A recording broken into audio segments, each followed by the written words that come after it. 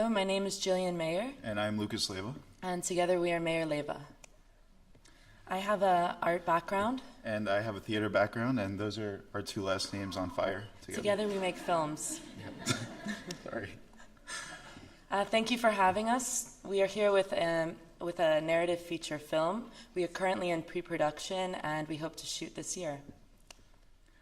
We're from Miami. To give you some background on us, these are actual animals that live off the coast of Florida, and for a long time our studio, we shared it with these psychedelic coral farmers, which gives you a sense of what a strange place Miami actually is. Whatever would be like magical realism anywhere else is daily news stories. For instance, we have giant anacondas and giant alligators that live right in our backyard. Sometimes they do battle. There's a famous photograph of an alligator that was swallowed and later burst out of the stomach, which inspired us to make the logo for our film collective, which is naturally devoted to telling these Miami stories and kind of remixing them. And So in order to talk about our project that we're presenting today, we thought it'd be a good idea to tell you some of the work that we've already made.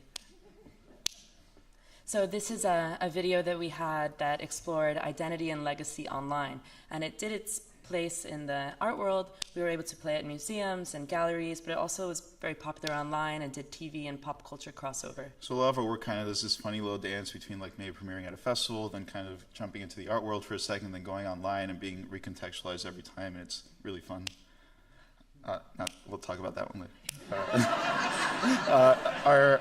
Our first narrative short film was called Life and Freaky Times of Uncle Luke, which was also took a famous identity of Luther Campbell, inventor of Booty Bass and the Two Live Crew. Kind of told his life story, but had a little sci-fi twist on it. It was also a remake of La Jetée. And that film also did sort of the dance between festivals and museums and galleries and online. Our next short film was called Postmortem, and it explored identity through the lens of technological singularity. Actually, we came to Creative Capital with the plans to expand this to a narrative feature, but we decided to change our gears a bit. Yeah, before we could tackle a sci-fi musical about the singularity that took place in a future internet, we thought maybe we should like find what was at the core of these sort of issues of identity we've been exploring. We kind of looked inside ourselves and found a much more personal story. So naturally, we're making a monster movie. So we are making an untitled monster movie. It is a Cuban-American kaiju film, so think giant monsters, think Godzilla. Yeah, but in the same way that sort of we remix a lot of like pop culture in the smart, dumb way, we're doing the same thing with this idea of giant monsters. In a nutshell, the story is two filmmakers like us making a movie about giant monsters, like, you know, Man in Suit, dealing with their own issues, but then there are real giant monsters that come. And then there's this sort of adventure that takes them from Miami to Cuba, and things are learned and people change. So, that's Mothra and Godzilla. Talk to me about Mothra later if you like Mothra. I really get it. So basically, for us, monsters are cool for a lot of reasons, but basically, they've always been metaphors, and they're ways to sort of deal with stuff that's too scary to deal with literally in a very safe and fun way. And so naturally, these monsters are going to be representative of a lot of the issues that the characters are going through. Also, right now, Cuba's in a very exciting place because it's reflective of not just sort of a lot of the issues that we face internally, but the characters will face internally, sort of existing between these two worlds. Is it America? Is it Cuba? It's changing. What's the future? What's it going to be? I think it was 4 days ago the embassy just opened for the first time in 50 years. So, and also look that the monsters are very cool. We like them a lot. So the reason we're showing you all these behind-the-scenes Godzilla images is because not only do we want to stay as true as possible to the original style and aesthetics of the original films, but also to show you what our film will actually look like. Because the main characters are filmmakers making a monster film, there will be a lot of behind-the-scenes imagery. So you will get to see this kind of vibe throughout our movie. Yeah.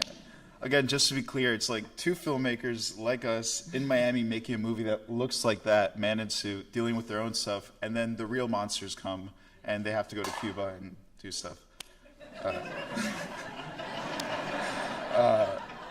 So far with Creative Capital money, we've already been able to start sort of iterating what our take on these monsters would be, sort of making different models, different scales, different materials.